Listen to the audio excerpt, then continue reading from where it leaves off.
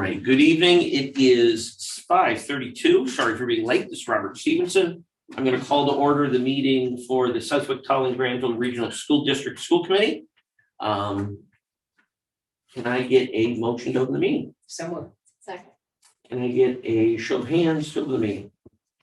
Record show, motion passes 6-0-0. Can we get everybody to stand for the Pledge of Allegiance, please?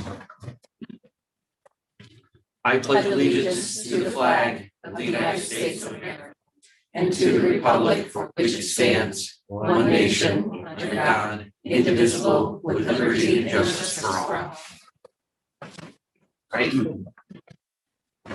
See, in your packets, we have the minutes from our meeting on April 12th. Can I get a motion to enter the minutes? So moved. Second. Any questions on the minutes?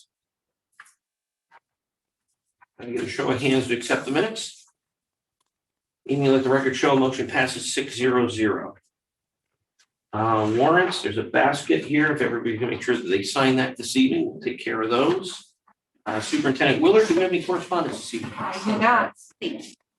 Right. Correspondence. Which takes us to our first public comment session. If anybody wishes to make a statement, please let us know. We'll give you 3 minutes. Have anybody extra here that we weren't expecting to be here tonight? I think we're going to pass through that. And now, the moment we've been waiting for, our student advisory report, fresh from her return trip from Italy. Yes, I will Take it away in that. I'll talk about my Italy trip last, just because there are some other important things going on at the regional school that you guys all should know about. Math MCAS is testing this week for middle school. I actually went to the middle school hallway. We had to change hallways because there was like not as good connection in a different hallway, but they easily fixed that. So it was just smoother for the kids and easier because it was online. Science MCAS is testing for middle school next week. So the same thing will happen. AP testing started yesterday and it'll last for the next 2 weeks. So those advanced classes, students are taking their exams. Senior progress reports are on Friday, which is exciting. I'm a senior, I'm so excited. Senior week schedule came out. We're gonna have so much fun. Graduation is just around the corner. A lot of us are making our decisions about our futures, so it's just a really exciting thing. On Friday, we're doing decision day. So like if you have any future plans, just wear like a shirt or something where you're going or what you plan on doing in the future. The NHS induction, the Junior Book Award and the Richard Atkinson Scholarship is on Thursday night. They're doing it outside, I believe, or in the courtyard or I know last year we did it in the courtyard. I can check on when or where they're doing it. I don't know if they're doing it in the auditorium like it used to be, but I'm sure it's gonna go great. The musicals next weekend, they're doing Susical. It looks very fun. I heard they have some really good numbers. I'm so excited for that. I'm definitely gonna go check it out. And then underclassmen progress reports are next week. The Day of Silence through the GSA is on Friday. And then it's also Kids Mental Health Day on Friday. So that's exciting. And then about my trip. So it was amazing. We went absolutely everywhere, saw absolutely everything. It was so fun. We had a great group of people that went. It was just such a positive environment. It was definitely an adjustment. There's a different time zone. We're in a different country. We're in a different continent. It was definitely crazy. So it took us a day to get on that schedule because it's all so guided, but we see so much, which really makes it such an educational tour. We learned so much about the culture, tried so many foods. It was just so great. Pizza and pasta. But Is the pizza there better? yes, I tried it different. The best slice I had was after I climbed the Leaning Tower of Pisa in Pisa. So I had pizza in Pisa and it was really good. And then it was going good. And then some of us tested positive for COVID. I was one of them. It was definitely a journey. We were shipped to a government isolation unit. It sounds a little intense and it definitely was, but I'm very happy to be home. And the tour group, they handled everything so well. It was such an organized trip and we had a great crew with us. Our driver was really good. The streets are really narrow in Italy. So he was swerving everywhere, but that they drive very different there. They're very little compact cars that zoom around. It's kind of fun. But we did all have a great trip, despite, the 6 of us that got stuck the week before that we enjoyed was definitely worth it. So that about concludes my student advisory report. If you have any questions, I'll show pictures later. And I'll send some to Amy that she'll post on the social medias, so. So have you made a decision? Yes, I'm a Husky, I'm going to UConn. Thank you. Very good. Very good. All right. Congratulations from another Husky. Thank you. Yeah. They didn't go me off. Yeah, I saw that. Congratulations. It's gonna be so fun. We went on Sunday and we just got some sweatshirts for the decision day, but it's gonna be. Did you get my letter? fun. Yes, I did, and I did submit that, so I will keep you updated, Please. but thank you. All right. Thank you very much, Annette. Okay, so educational presentation. We are going to flip flop the two there just for structural setup tonight. So we are at the time of the year where we present our end of year assessment on Superintendent Willard. I am not going to go through every one of these pages. The entire assessment that I sort of summarized and put together here will be attached and go online. So if anybody wants to see that, they certainly can. Everybody here in the room is obviously get a copy of it. I went through and basically was able to put all of these different files that Amy sent me together. So it gives us an overview of how everybody ranked the superintendent. Any sort of comments, any of the sections are in there in the specific sections. Overall, from a summary perspective, we had 6 proficients and 1 exemplary. There were a couple items sort of concerns on, one was on a couple on policy, making sure that we're following all the policies. I know obviously we've got something coming up tonight and Liz is here from MASC to talk to us about how we can help sort of modernize and update our policies, because everybody obviously knows that everything happened in 2005, 2006. So hopefully we can get these all updated within the next year. And then we had a couple items with communication, but overall, I think the superintendent's done a fantastic job this year. Lots of things going on, obviously a little bit less hectic than maybe last year. But that unfortunately doesn't change all the problems. They still come whether you've got COVID or not. Anybody have any comments or questions or concerns on this? Perfect. Well, Jen, I mean, overall, I just want to say thank you. You've done a great job this year. As somebody obviously new on the committee and new in this chairman role, I really didn't know what to expect this year. I found the time that I spent with you very interesting and very positive. I've really enjoyed working with you, and I think you're doing a great job. So please keep up the good work. Thank you. All right, anybody else? We're all set? Good to go. Fantastic. All right, with us tonight, Liz LaFond has come to our meeting to give us a little information. I know we talked about this a couple meetings ago about the MASC helping us deal with our policy and update them. So Liz, I'm gonna kind of turn it over to you. Thank you. It's nice to be back here, be out of the house. Again, thank you for that. So as Rob said, it's been 17 years since anyone's taken a comprehensive look at your policies. And the plan would be, if you decide to do it again, right? We sit down with the subcommittee. Sorry, you can just keep moving right through those slides as you will, because it's just a real quick presentation. The plan would be for me to sit down on a regular basis with members of the policy subcommittee, with Jen, with appropriate members of the administration. We will go one by one, first through the sections and individual policies one by one.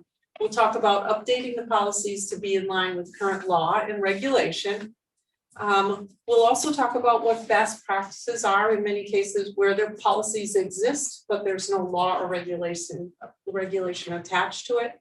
And when we reach those, every policy, there will be the opportunity to talk about what within this framework works best for Southwick, Tallinn, Granville Regional. Is this how you do it? Is it a little different? Do we tweak the policy so it's unique to your district? After we go through each session, probably on a 4 to 6 week schedule or sooner or later, depending on the committee's availability. A marked up copy of the section will come back to subcommittee to take a look. They'll share it with you so you all can see what has happened, what the changes are, and have opportunity to discuss. I find it easier for committees to get that marked up copy rather than just getting a corrected copy of the section, so you can kind of understand what the conversation was. And then if you approve it, or if there are occasions where you want to send some back to subcommittee for a little more work, there's always the opportunity for that as well. Eventually we'll get to the end. Anywhere between, I've done them with the really motivated committee in 8 months, and I'm on year 3 with another committee. We like the motivated committee. As do we. I don't think you have to worry with this one. We're usually pretty motivated. How about a week? No, we don't want to do a week. Policy is one of your most important Yes, it is. pieces of work as a school committee, right? Because it's the guiding framework for the district. So you want it to reflect 2022 and beyond, and what this committee and what this school administration believes is how the district should be run. There's a couple of options within that. One is the first option of that comprehensive policy review that I just described. There's a contract price for that I believe calls for 3 increments of $3,500, a total of $10,500. We can structure that payment any way that works best for the committee, right? If it takes longer, it takes longer. If you need more time, we can give you more time, but it's generally a $3,500 when we start the project, $3,500 the next July 1, and then another $3,500 the next July 1. That's if it took 2 years. Well, but still, if we finish the project in In the less middle, than 2 you just do it years, that way. we would still stick to that if that's what you wanted to do. You know, again, if you needed more time to pay that, we could certainly work something out. We're very flexible with that. The next slide, please. The policy 21 option would then, once the manual is complete, and you're satisfied with it and have approved it, if you opt for policy 21 services, I'm sure it tells me on there how much. 3,500. Thank you. What we do then is take everything back from you. Anne Marie gets it ready to go to our host, who then puts it all up on the World Wide Web. I'm not a techie person, but it works really great. I can tell you, because you can then, and I often find myself on MASC's website searching everybody's policies, because committee members will ask me questions about, does anybody have a policy? What are people doing with cell phone policies was kind of a question today. I go right in there and I search all the online policy manuals, and I can send them what every district has. It's easy for your constituents, for members of the school community to go on there and word search, find the policies they're looking for. If there's a law or regulation associated with that policy, it's a live link. There's a little option to, copy paste that link so you can link policies and emails or other documents that you're using. And as the committee then goes, so every school committee in Massachusetts, whether you're a member or not, you'll get our policy bulletins occasionally when policies update or change. The idea would then be for the committee to keep up with those changes internally. And once you've made the changes, Amy would then just send them on to us, and we'd make sure that your policy manual was updated out there in the World Wide Web. So it really takes a burden off of administration, especially if you're dealing with keeping paper manuals and an online version. You'd be surprised how much work that really adds up to be. This way here, it goes up online. If you need to print a copy, there it is.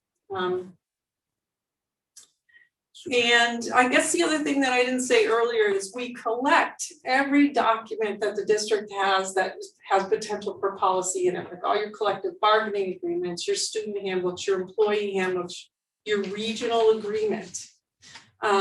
Anne Marie Martin in our office, and we'll jump in anytime she needs us, or we have an attorney, staff attorney, who will also help out if needed. But she gets those all organized in a manner that corresponds with the National Educational Policy Association.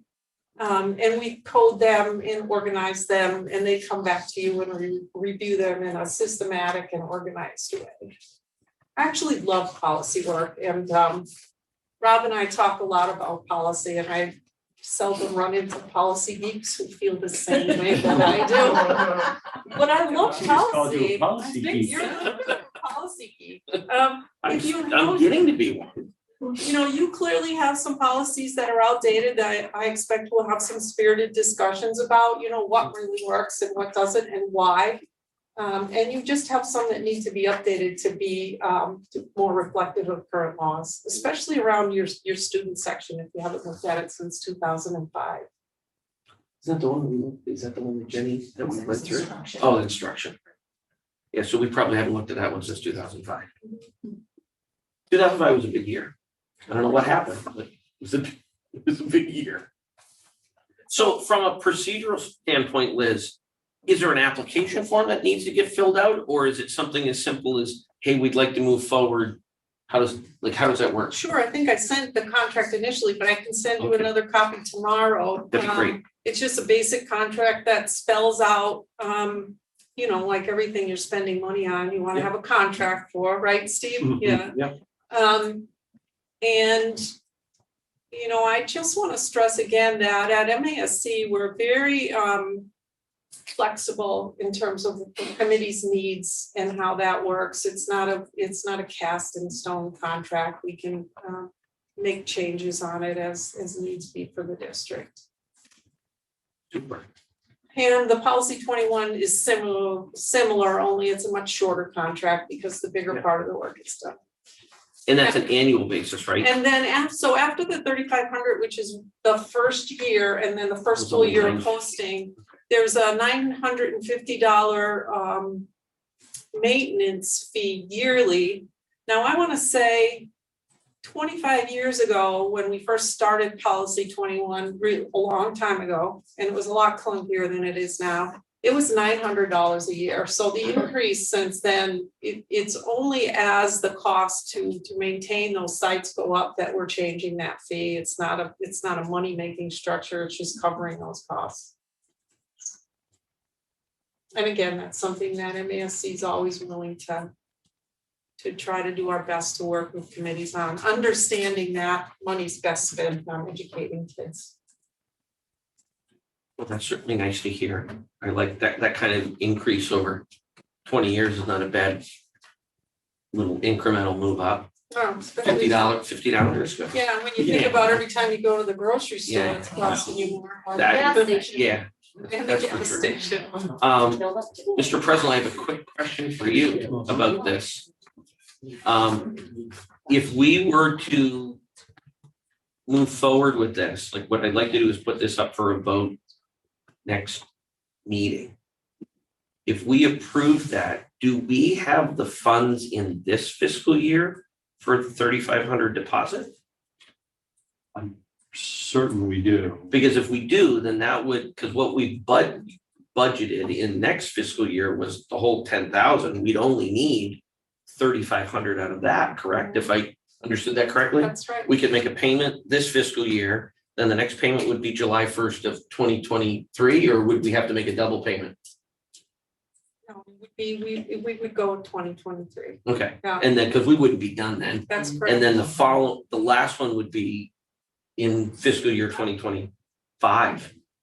Four. Or No. No. you're Right, fiscal year 25. No, because this year is gonna be fiscal 2023. Oh, is it jeepers? I was gonna say, so if you made a payment now Right, and you needed to stretch it out another year to 24, you know, well, that yeah, could because be if we done. made the payment in July of 23, that would be fiscal year 2024. But if you already have it budgeted and you wanted to make the $3,500 payment instead of the 10,500, Yeah, right? yeah, we'd end up making a payment this year, Okay, a payment next July, and then the final payment the following July. great. And it would be in 3 different fiscal years. Yep. It's about as economical as you could do it. Could schedule it however they Yeah. is acceptable. No, but that's even following their plan. Yeah. Yeah, No, I. Anybody have any other questions? So I'm just curious how the committee feels about this. Yeah, I'm actually excited to So who's go on through policy page side? by page. Pam and Pat and All I. right, just wondering. I think we all like it. You're in, you're gonna be doing most of the work. Let's make sure the Yeah. policy stuff's behind it. I'll be behind it. Well, I feel it's crucial. I Yeah. mean, as you said, most of our policies haven't been updated since 2005. None of us except Ted were here then. And Ted doesn't remember what happened in 2005. He was on his 10th year. And the three of us that are on the policy stuff, this is all our Yeah. first year on the policy stuff. When I'm looking at, Jen's most recent evaluation, any of the, objectives or goals that weren't met, and any of the comments where there's needs of areas of improvement are all reflecting, policy. And truthfully, that isn't her fault, it's our fault. Right. Oh, yeah, you're right. I mean, it was this committee that hasn't been on top of making sure these policies are updated and reflecting what's best educational practice. So I would certainly advocate for moving forward with the comprehensive policy review. In terms of, the additional cost of policy 21, that's really, and from my perspective, just, if we fiscally have the funds for it. Yeah, and I mean, that would be, we're looking It'd be a at lot. an initial cost for that is of 3,500 and then an annual cost of 950. Would they both happen consecutively? Or would the second one, would the 21 happen, two after the work is after? complete. Yeah. So that, in that final year, there would be a double payment that. Or we can structure that in any way that works for the district. Yeah. I mean, it's overall with the importance of getting these policies updated. In the big scheme of things, you look at the budget that we oversee and look at on an annual basis. This is an extremely economical amount to get the house in order and be able to keep it in order. Are there any to discounts have if we the- pay in full upfront? Which is like 9,500. I could ask the boss, I don't make Yeah. those decisions. It's above I my mean, pay go from 10.5 to Negotiate. But nine. Where's the negotiation? Where's the negotiation? Oh, perfect, all He's right. a reasonable guy, for This is sure. policy. Subcommittee. So the people who work on policy too, you're gonna find that you learn an awful lot about the way your district ticks. Mm. And you have the opportunity through your guidance and Jen's, guidance as well, right? Working together to make your policies to the degree possible unique to your district. There's things you do here that other districts don't do, for example, and as long as it is in line with law and regulation, it works for you, why not? And Jen's in a catch-22 with some of those policies, because she's trying to operate on best educational practice versus what exists in your policy manual. So it's there and it exists in all fairness, but she's trying to. Well, that's why I think it's important for us to get it fixed. Yeah. I mean, it's one thing, obviously, until the policies are fixed, they're the only ones that we've got. That's right. So we need to be able to follow them. But yet, if we've identified an issue that they need to be updated, they need to be corrected, if we don't address it quickly and effectively, then I'm with you, then it is our fault. I mean, it's one thing to identify the problem, it's a whole other thing to just delay solving it.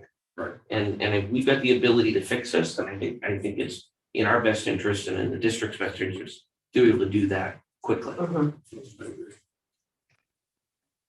So you think it's a good idea, right? Yeah. Okay. So Amy, I guess if we can get that as a agenda item for the next meeting to get that moved forward, that way we can take care of that. Any other questions for Liz before we move forward? I think you all will enjoy the work, to be honest. Thank you so much. I don't think it's just. Did you work on this? I'll enjoy working with somebody who's been through most. Yeah, of yeah, it. yeah. Yeah, Having She's that not gonna go anywhere, I guidance. just wanna, we're not gonna get long before we get to that next section anyway. We're gonna get the policies too right now. So Yep, yeah. policies right now. So, off the policies. So, the ever anticipated dress code, updated dress code policy that Pam is so excited about. So we've got JICA. Oh, and I'm just gonna interject real quick since we've got Liz here. A clarification on what's first reading and what can be second reading. When you and I spoke, if we were to have a conversation in the policy section of our meeting and indicate that we're gonna take section A or these three policies, we're gonna talk about it in subcommittee. The way you were explaining it, that could be considered as first reading. Well, typically that the first reading would mean that the committee has a copy of it, right? Okay, And so now you have a copy of JIC, it's gonna go Yep. to subcommittees, it's technically the first reading, okay, but see, what we do is this is the completed corrected one. right? So if we were to give everybody the ones that we need to fix and say, look, we're gonna take these to policy subcommittee, that's first reading, then we go fix it, bring it back, that's second reading? Well, your vote to do a comprehensive review Right, could constitute a first reading. It's really, the first section we're gonna do is A, we're gonna get to B, which is the governance structure. And you can really spell out your readings in there. You might consider, in that case, since the group isn't gonna look at the entire manual that night, you might consider the subcommittee as the first reading of the section. It then comes back here where the full board has the opportunity to read and say, it looks good, or, I have a question here, let's send that back for further discussion. Then when it comes back the second time. Yeah. That's the final reading and approval. that might save us because right now we kind of add an extra step in there. Right. We have a first, This be a third reading then? no, because it never It's like actually that, it never came here. We've had multiple conversations. No, I think it did No, come. Why we did. It came here and we're like, this is wicked vague. Yeah. Let's send it to our Yeah. lawyer. But then we send it back. Sent it back. Mhm. We sent it back because we want legal to I feel look like at this it. should be the vote, no? Like, I think this is second reading, because what happened was I'll it go came second, here, yeah. We can do we second. sent it back, You okay with and that? then it went back to We can- sub for the lawyer. Yeah. And then this is the second, the next time it's coming back to the full committee, so this is a second reading technically. We sent it going like, Then it's remember so your- vague, there's nothing. Your committee can always waive Yeah, reading. if you're so inclined. So anybody here have any objection to us considering this is a second reading for JICA this evening? No. Okay, all right, so Amy, we're gonna consider this second reading, so we'll put this up for third reading and a vote next meeting. So as we've already discussed a couple times on this is certainly a pared down version of what we had before. We have been advised by council that having any sort of specifics in here would kind of put us in a pickle legally. So this is why we've kind of adopted the MASC version of this. There was certainly questions as to, do we really need to do this?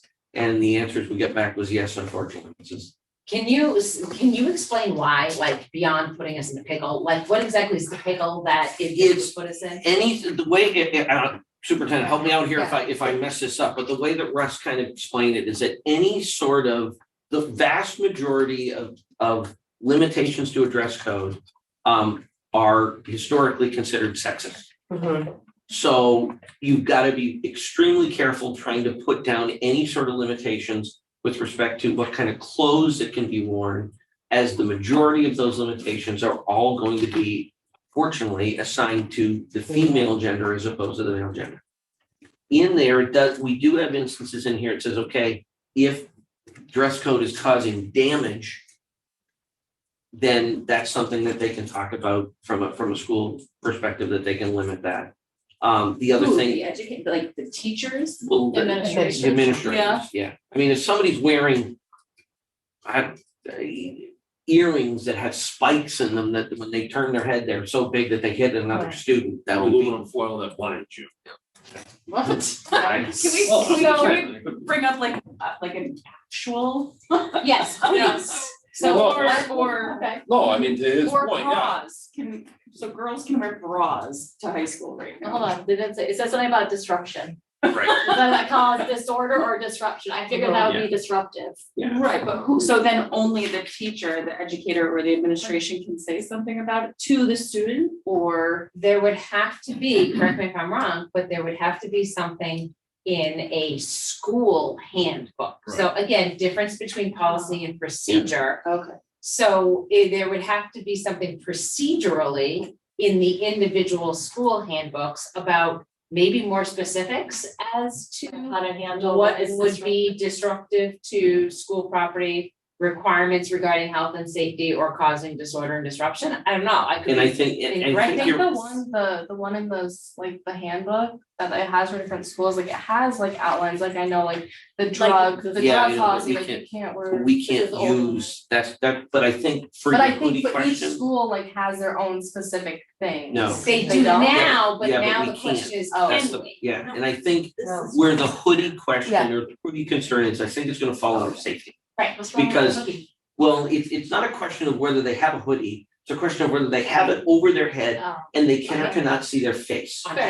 camera, making identification on Right. camera. So that, I It's a real think, would weapon. probably fall under a safety issue. But here's my issue. Yeah. Where is that in writing? Where is that communicated? It's actually an MGL, 71, section 83. Okay. And I will send that legal reference to Amy to add to the bottom of this policy, and it's quite simple. It says school officials shall not abridge the rights of students as to personal dress and appearance. Sorry, my contact's in. Except if such officials determine that such personal dress and appearance violate reasonable standards of health, safety, and cleanliness. So That's the does it statute. need to be outlined anywhere that, Mike Pescatelli has told us that, hoods are a safety issue because he can't identify kids on camera? Like, does that need to be like? Well, that wouldn't be considered safety though. I mean, that's not a safety factor. Well, If you can't see a face, that's not a safety. I'd say the hoodie covering the eyes, he or she could trip and fall. That's safety. But You wanna not being document it, though. identified, You wanna to me, document it's not a it. safety factor. That's. Well, I don't think they're looking at it as a safety to the actual individual. I think they're Individual, looking at yeah. as a safety to the To community. the community. That if Or you're school in a property. situation where you can't identify somebody that's in the school, that isn't in fact a safety concern. Somebody's How do you know walking it's that the hall kid? with a hoodie and you can't see their face. And they Yeah. pull them like this. Yes. They just have the regular hoodie on. Like, put your hood on. I don't want to mess up with it. Okay. Still see your face, but if you pulled them tight and you couldn't see your face as you're walking. through the No, hall. There's a mean, difference. I get it. So the student handbook would say like what actions would be taking, like you see a kid in the hallway with a hoodie on, please put it down Or and move on. just- Their face We're not needs to putting be it exposed. If you have to like that back. and then What? Spoke to them. I mean, they're not like E ET. That's a procedure issue, right? Correct. So, and this is where this will be something that if we pass this next week under third reading, this is the overreaching policy. The superintendent will then need to work with her administrators to develop the policy and how they're going to the procedures and how they're going to implement this policy to ensure that everybody's safe and that their rights are not infringed. But when we spoke to our attorney, he basically said, the only thing you can really write are flip flops. It's a safety issue. Right. That's really what he said. There. He said, there's really not a lot you can put in there. He's like, when we were speaking with Principal Termel, he said the majority of the infractions are, he's like, in all my time, I don't think I've ever called a male down for a dress code infraction. I probably call at least 5 to 6 females down a week for dress code. So it is a sexist policy. So to your point on safety, okay, flip flops. That's where I get back to the hoodie covering the face. To me, it's not a safety, it's an identification. Rule that you broke, not a safety violation. That's where the term safety, to me, doesn't necessarily kind of And maybe incorporate that the hoodie issue, over the face. The maybe flip that, flop is a safety factor. Yeah, you slip, trip and fall, like. maybe the hoodie of the not being able to recognize the face may not necessarily be a dress code policy, maybe it's under something Something else. else. Some sort of identification, like you can't cover your face and, Correct. you know, Like you can't wear like a ski masking mask. tape or, you know, I mean. Right. You can But you wear a can ski wear- mask to school. You can wear a Exactly. surgical mask, you're No, all it's a ski mask covering your whole face. right. When you Yeah, see your so- eyes. That's kind of where I'm, you know, I understand, but I don't think that definition kind of falls there, Fits in. you know, yeah. Well, and I disagree with you. The nice thing is that this is where, from our perspective as school committee members, all we're really obligated to make sure is that we've got a policy that allows the administration to be able to implement. Cool, correct. And I think. But if this- you add in the MGL, you know. Yeah, if we add that, 71-3 that obviously is- gives them the ability to exercise discretion. Right. If there are circumstances that come up. Right. And it certainly cleans up the policy that we've currently got. So I don't think that this is gonna necessarily solve all the problems, but it does clean up the policy so that it gives the superintendent and the administration the ability to implement it. Right. And you feel good with this? Yeah, it's so, I have a lot of feelings about a dress code policy Right. because I raised two daughters. Right. And my first question always was, and was looking at my daughter to determine this. Right. That's a little creepy to me, A. But B, I always felt my kids were going to school properly dressed. Right. One time a former nun decided my 6-foot-tall daughter shouldn't be wearing a skirt because her legs were so long. I'm like, okay, yeah, we're gonna go here now. But the fact of the matter is, as Jen said, what you're essentially doing is making girls less comfortable in the educational environment than you allow for boys to be. Right. And they do have, the Massachusetts Constitution provides extra protection with related to student expression through their dress. So it provides an opportunity for a teacher, a counselor, a principal to have a conversation with a parent. I think you might be surprised how many kids get changed after they leave home to come to school. Me too. I thought that was only in the 80s and 90s. The makeup came into the school bag, and blue mascara. Oh, that's Super Bowl. It's an opportunity to connect with the home, with the family, you know, to have that conversation and then see if there's, you know, other services you might be able to help by connecting the family with, right? Yes. Put another one on the teachers and the school staff. They do it all. They really do. I could never be a school administrator or teacher. All right, well, I don't think we're gonna solve this one. I think this is gonna be one of these ones that we have to look at, and this is why we've hired such a capable administrative person to be able to implement these policies. So dumb question, so, So do we vote on it or not? No, not tonight. not Well, tonight. the second reading, we wouldn't vote tonight anyway. so if we amend this policy, you know, when we go back to this next year or 2 months from now and go through this policy again and potentially change it or? Well, I don't think Once it's so. updated, I don't think so, because we're taking this right out of MASC as it is. Yeah. so this would be one we'd skip. Well, we look at it We look at anyway. it, but We it's make one that sure- What I we're mean, already is, you know, if we vote to change it today, we're not gonna vote to change it 8 months from now. Probably not, unless there's an update between now and then that constitutes a valid reason to change. And with the current attorney general, that's not likely to happen. You know, it's all about protecting students and their rights really coming from the AG's office. Yeah, unfortunately, we're in a position where we really can't, we keep the one that we've got.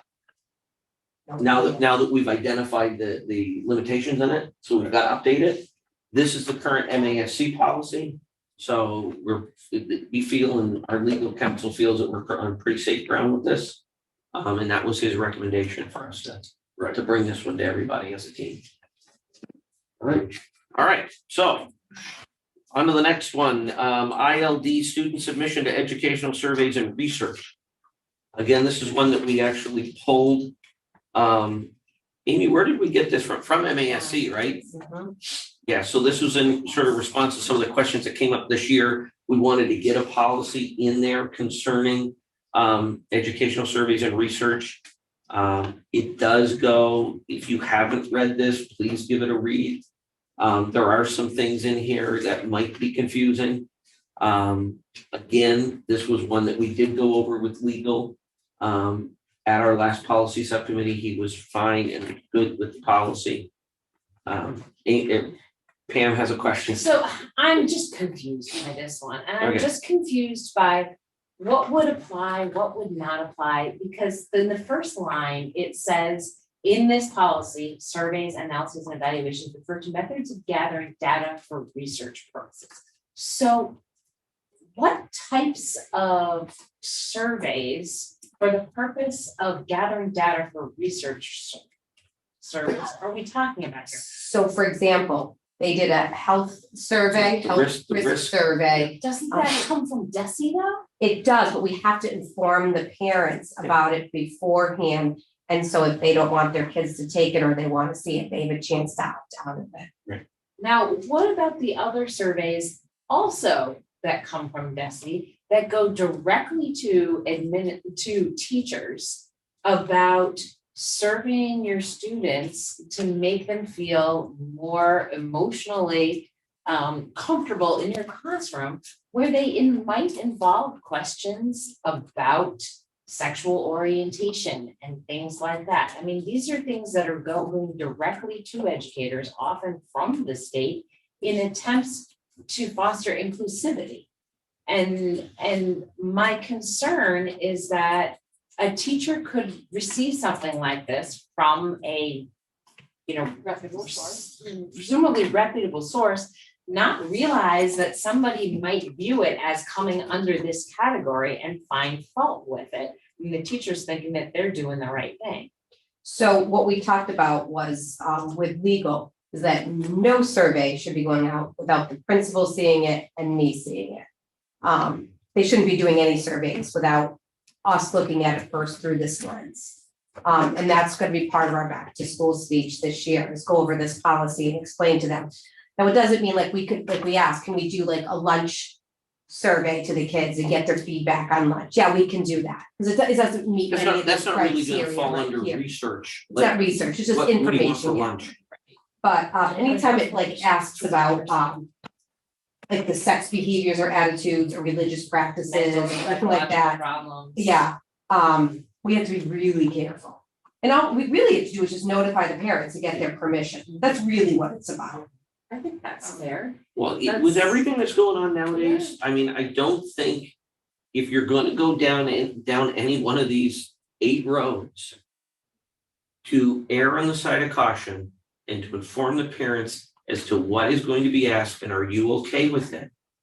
Really don't see Well, where I'm just that's. really happy to hear Jen say that, this will be part of the back to school Yeah. training so that Oh, yes. everybody knows Yeah, 'cause about I hear it. you don't- I don't want Yes. anybody to get Right.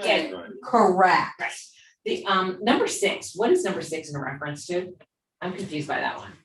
Legally recognized. Oh, would be like, they don't want you to recognize privileges with lawyers, like if you have like your privileged conversation, so let's say you're having a conversation with a lawyer about a case.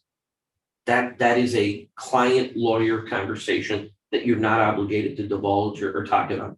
If I have a patient that comes to see me as a physical therapist, any conversation I have with them is a private conversation. I covered under HIPAA. I can't go and divulge that to anybody.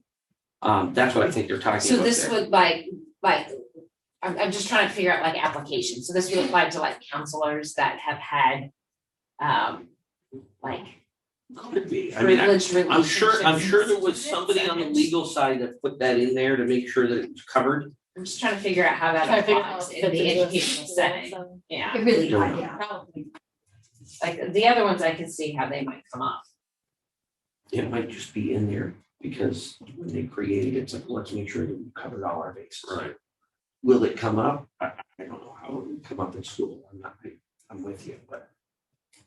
Rob, if I may. Absolutely, So Liz. the other piece is, we're surrounded by universities that are often doing research. I was And just gonna add graduate that. students who often want to do research in schools. Those surveys come to Jen. Jen may look at one and say, even if you did do this survey and we got the results, it would be of no value to us. No, you can't do it. because we're not distracting our teachers or our kids from what they're doing. Or B, she finds the survey inappropriate and simply says, no, no, you do not have permission to administer this in our school district. Or yes, this could provide us with some valuable data. But if you're gonna do it, we're gonna put the onus of permission slips on the researcher, you're gonna get parental permission slips, you're gonna provide those all to us so we know it happened, that kind of thing. It's hard to say no to Desi. Yeah, Right. it will just send the permission slip home. All right, again, this is first reading, so we'll have a couple more times that we can talk about this one. Let's see, AC, non-discrimination policy, including harassment, retaliation. This is just an updated one, right, that we needed to do. Yeah, and am I correct that we were just updating kind of the job titles and Yeah, people and I things think so. like This that? one, Jenny was involved too, and this is sort of an update from the state, so it's one of those sort of obligatory ones that we've got. Yeah, this one's Take like care pretty of. much all spelled out. Yes. Yes. Correct. Yep, Yes. and same thing with the sexual harassment policy. Mhm. So when you No, don't want to be messing with that, all the updates on that. Any questions on those two? Okay. Falling in the same line. All right, off to action items. Superintendent Willard, you're up. move to approve the 21-22 Southwick Regional School fundraisers, class of 2024 dance to benefit class of 2024, Spanish Club candy sale to benefit trip to Peru, student council staff donation for Jeans for Troops to benefit GI Go Fund, SRS baseball donations, bake sale and baseball activity booths to benefit RD 26 Foundation, recommended. Whoever decided to put all of these together in one action item, I commend you for figuring that Yeah, out. that was brilliant. At the beginning of the year, we had 42 action items one night, I think, to approve all the things. Anybody have any questions on these? Can I get a show of hands to approve the motion? Let the record show the motion passes 6-0-0. And I just want to commend the baseball team. It's more of a community service project that they're doing, and it's raising money for the Ryan Doyle Foundation, which helps supports family with kids with cancer. So I just need to commend them because I love seeing our kids taking part of the community and being what it means to be a team and how to give back to the community. So I just want to commend the baseball team for that. Yeah, so if you want to come Friday night to Wally Park and It's our first night game, right? right, JV and varsity, JV at 4 and varsity at 7, and JV will be collecting for varsity and varsity for JV. And It's great. I'll be providing the tunes and It's funny, I won't be there, but I'm gonna give you a donation tonight for it, okay? great things. Yeah, Ryan actually was, his mom and my wife worked together as nurses, and we knew Ryan, like, very sad case like that. So when I found out about this, I was like, wow. I didn't even know you were part of it, but I just need to commend them on it. So Yeah, thank you. like, I'm not a part of it other than my kids playing baseball, but that, when I saw the RD 20s, I'm like, yeah, it's a great, I think. It's a great thing for them to do. It is. Great It's a for the great, family, make them the foundation. all right, so look at that, action items, done. Superintendent Willard, do you have a report for us tonight? I do not. Wow. Mr. President? No report, Mr. Chairman. So we have, just to let everybody know, we have town meetings next Monday. Tallinn and Granville. Nope, Tallinn and Granville are Monday. And then the following Tuesday after our next meeting, we will have Southwick Town meeting up at the high school. And are we having our meeting up at the high school in the library? Oh, that's right. The Okay. last Tuesday. Right, yeah, so, South Town elections. yeah, we have two, we have, You have elections and town meeting all the same. no, day? we have elections next Tuesday. Tuesday. Happens the, And then the following Yeah. Tuesday. Following Yeah. Tuesday's the town. And then, so just for everybody to know, so next meeting, we'll have before the town meeting, and then the following meeting will be our reorganizational meeting, Okay, because all the town meetings will be completed. so do we have open positions We here? have two That's- unopposed, two, Pat and John. are on the ballot, running unopposed. Okay.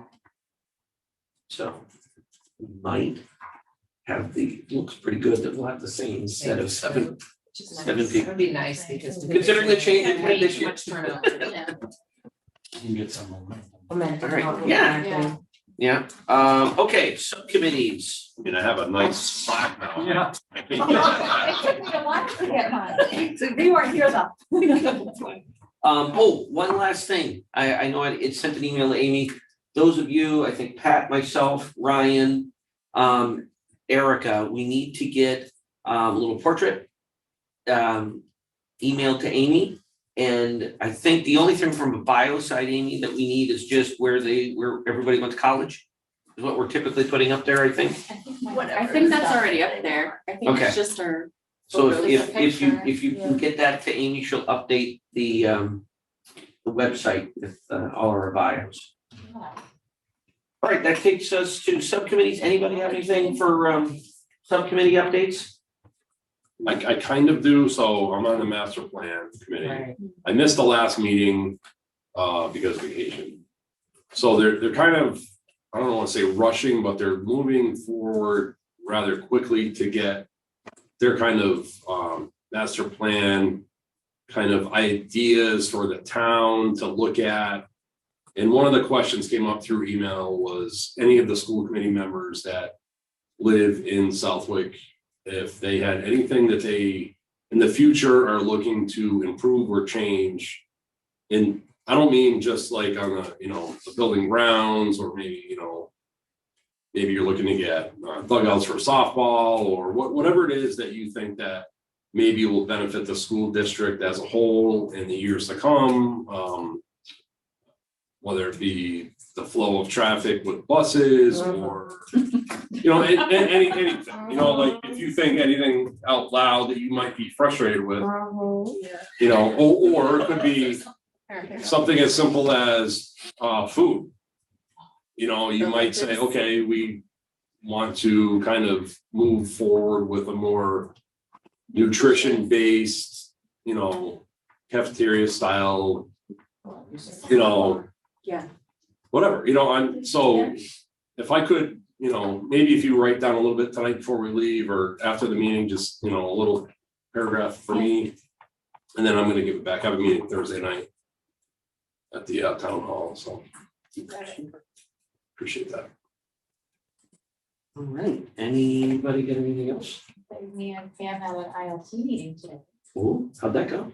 Good. I found, though I don't think Pam was on that, found interesting, they're talking about doing instruction by team or teaching by teams in Woodland.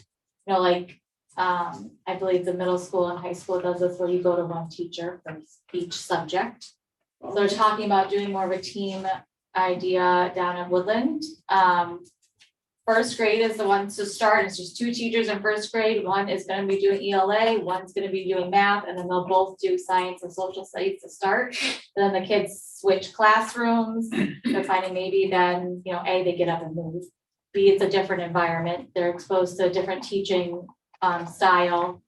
And then the teachers who, I guess they've researched, have done this in the lower grades, still find that they still have a connection still with their students. They know them more, like I know their math brains, I know their ELA brains. So I thought it was a really interesting, especially I have a child going into first grade, I thought it was very interesting. A good, interesting concept. It gets them ready for their future education experiences. So then everybody in first grade would have the same teacher for English. Well, Yeah. currently it's just doing two Oh, teachers on a team, and they're Okay. just gonna just stick with that. There'd be Um, multiple teams. though, Right, eventually Right, there are no, no, but- multiple teams. But Yeah. would that If this help works, the this is a validity of, like, we're looking at our English language growth There's- that we're trying to do in this 3 years? It makes sense, like, if you're having this limited people test the majority of the kids, then your results are gonna be more valid because now you're taking out less variance from different people, how they rate them. Is that? And they're make also sense? talking about, What like- it helps really more for Rob is providing the teachers with more focus Right. and elementary school teachers are generalists, which means they're expected to, No, be good everything. at masters in everything. But, when we have very curriculum-based professional development, what in this model, you're gonna end up with a core of teachers that are focusing more on the literacy, professional development and training and implementation, like you said, of all of those assessments, reading and analyzing the data, using that data to inform instruction. They become like more of a PLC team. And then you have another group that's more focused on math and doing the same thing. So I think it just kind of helps in division of labor and expertise a little bit more. Doing the ELA one, that Hillary started last year. Math initiative's been new, science is gonna be new, so that's a ton of new information Right. for all of them to absorb. Versus if they can focus on just a couple of those curriculums and then really be really hands-on and experts at it, they'd be better at teaching some material. Well, the results of that are gonna be, they're gonna be able to assess these kids better.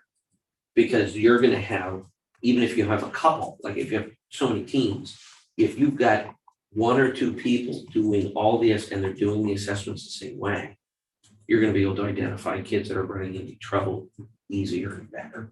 They're gonna be able to identify the ones that are doing well. And you've got the same person looking at all. That makes a lot of sense. There's some redundancy in effort. Yeah. Yeah, team building Working within the smarter. teachers. Yeah. They're working together. Mhm. That's very interesting. So that's gonna go into effect this coming fall? This Just coming piloting fall, with a couple just with teachers. those two teachers And then in see first how that grade goes. volunteered. See how it goes. I thought that was. How are they gonna identify whether it's successful or not? They talked about that as well. They're gonna look at their scores. Because that was what one of the questions, somebody asked that question, Shelley White, and they said, they really don't have quantitative data. And so, this year they're gonna use it to collect the quantitative data, compare the results that those students are having in those two classrooms compared to the results of the students who are in the, self-contained classrooms. Because that's gonna be the crux of it. If they don't have a good idea on what's gonna quantify success, how do they know if they wanna move forward with other classes? Yeah, none of the research really Had any quantitative data. Yeah. One Yeah. school evidently got a better. Went from a D rating, to an A Yeah. rating. But that's just that one. Mhm. They had good feedback as far as I enjoy it. I still feel like I'm very involved with my kids and know them well. Those type of comments. Right, and on a, kind of a pros and cons at the end of the year, right? Right, Reflect what did the on teachers your think year, versus what the did- right, kids? Yeah. exactly. Mhm. And the They could teachers research the can kids. compare it to their previous experiences, Right. not doing it, what Mhm. was different, what was better, what was not. It'd be interesting. Yeah, that was really cool. All right, well, thank you, everybody. We're at our second public comment section. We have nobody new come in, so I guess we'll move through that one. Old business, we've got nothing, new business. The only thing that's up there is school committee pre-meeting documents. I've been having some conversations with Superintendent Willard. I've actually had some conversations with Liz about this, where I'm looking to see what the committee feels about having our packet that we're actually getting on Fridays before the meeting. I'd like to see if everybody was okay with us releasing that packet to the public at the same time, obviously excluding any sort of executive session information that we would have to talk about, ours it couldn't go out. I just think that it would allow it to be more transparent. It would allow anybody that wants to see, give them a little bit better idea as to what we're going to talk about. A perfect example of that is if we look back at the agenda when we talked about removing the honors level classes. If a parent looked at the agenda that got released on that Friday, there really wouldn't be any realistic expectation for anybody to figure out that there was going to be a conversation at the next meeting about removing honors level classes.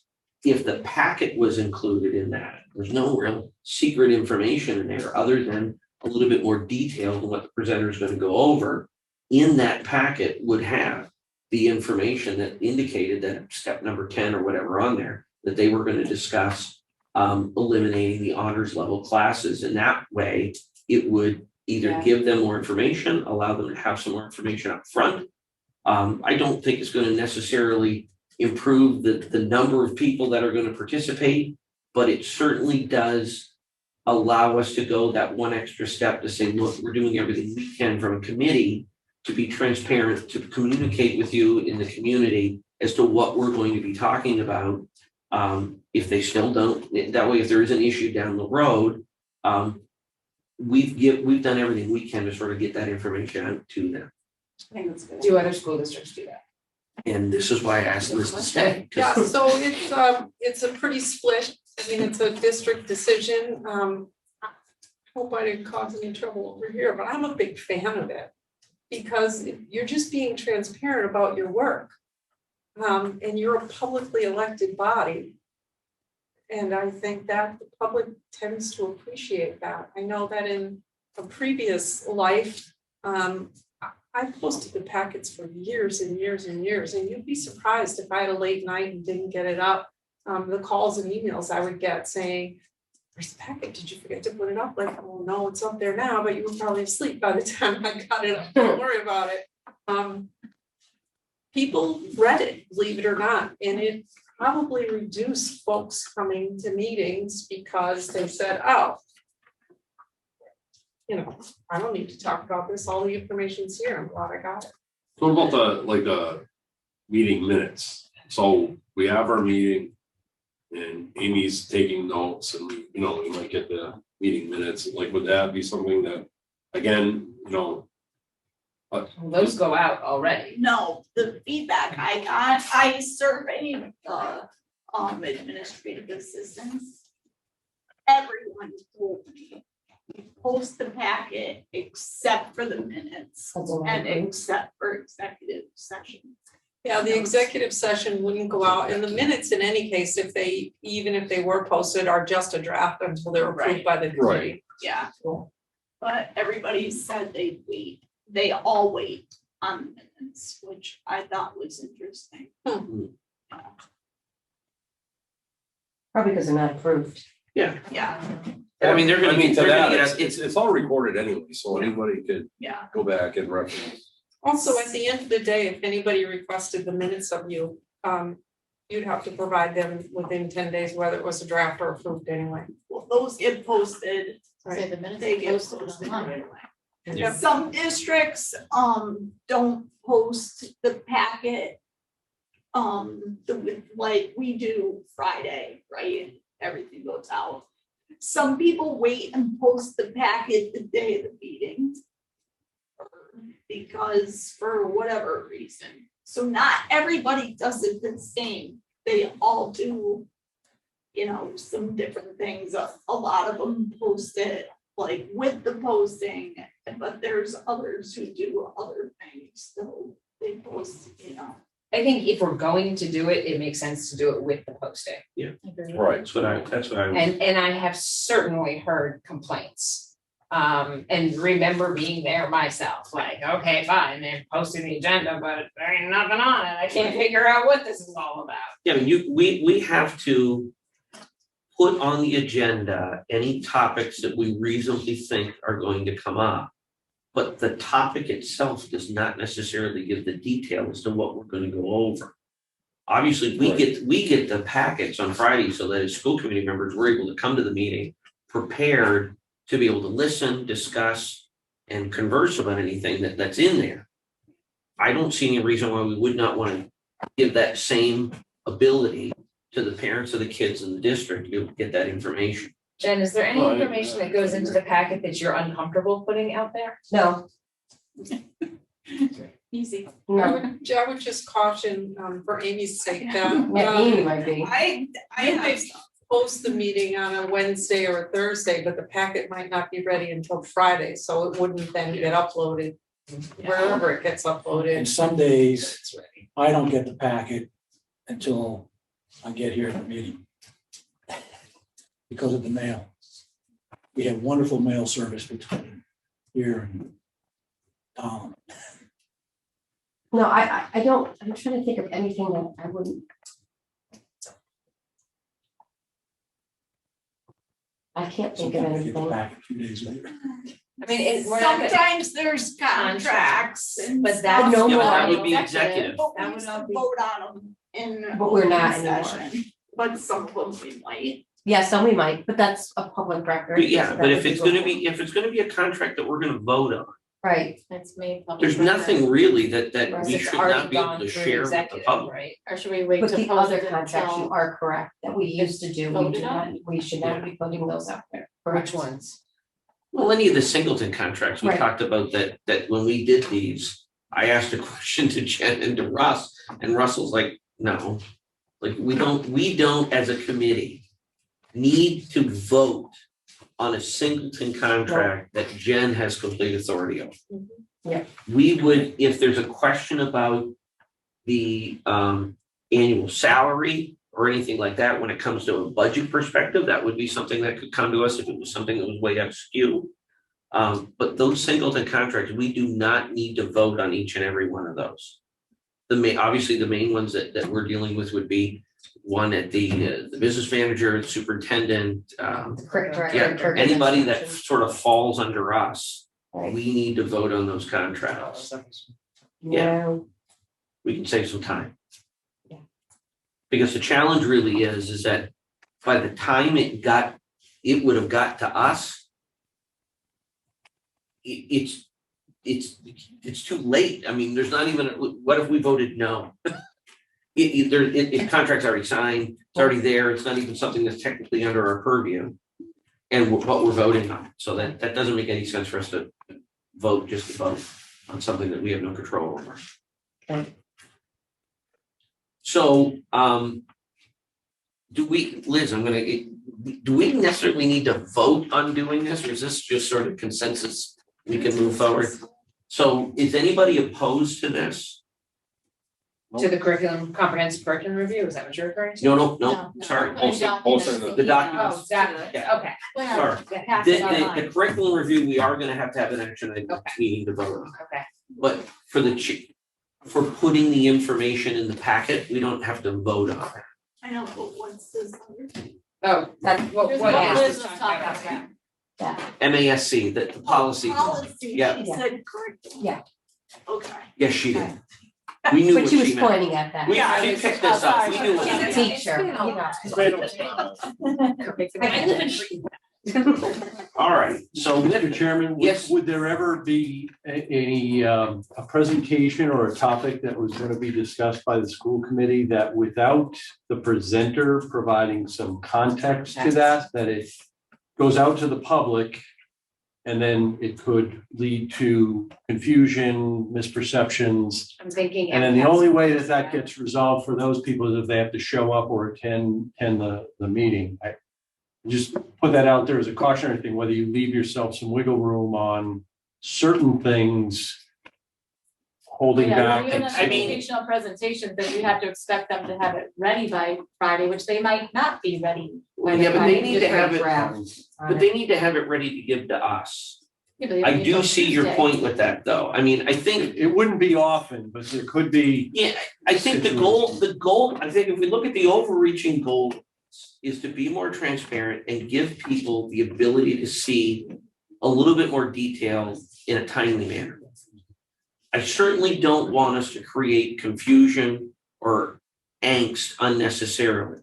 If we know, like for instance, if we think that the MCAS scores or those kind of charts that go up without the explanation could cause some concern, I think there's probably a reasonable argument to say that, look, if you see on the agenda that the principals are coming to give the MCAS annual reviews, you know what those are. And if we feel that that's going to cause some anxiety, if it's given out prematurely, great. I mean, really, the example that I keep going back to is that little presentation where we're removing an honors level class. Nobody knew that we were really talking about that except for those of us and then anybody that listened to the presentation. But anything data driven, maybe there could be a little snippet saying like data will be provided the day of the meeting or you know, You got- you know, more information to be, to follow or. Again, that falls under the same thing. I think that's a good, I don't know how we necessarily. We and I can discuss it at our meetings. Yeah. Yeah, like from a budget perspective, if we indicate in the agenda that we're gonna review the fiscal year 2023 budget, guess what? We're gonna be talking about the fiscal year 2023 budget. And we sometimes don't have that ready until Right. right before. Yeah, Well, that's what I mean, to be honest with you. People don't have their Your presentation agenda probably is the ready till requirement, Tuesday. Right. Like the packet is not a requirement. Right. Yeah. A lot of Yeah. times you Things don't like even your have the budget, numbers. your Right. data, MCAS data, administrators might be working on that well into the weekend to tweak it, to Correct. make it exactly Right, right. so what we certainly can do, and a good safety valve that we do, is that I meet with superintendent the week before our meetings. Mhm. What we can do is in that meeting, determine if there's anything in there that we can sort of exclude from the public packet. And have a rationale for that, and if anybody Yeah. ever questions it, then we can bring it up and justify it. That way, that gives us some leeway.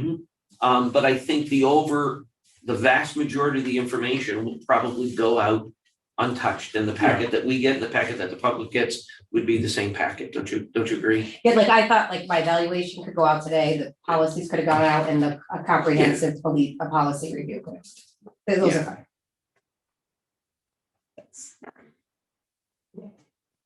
Okay, so maybe what we'll do is, we're gonna meet next week anyway, we can talk Mhm. about what's coming up, and then we'll kind of start from there. Okay.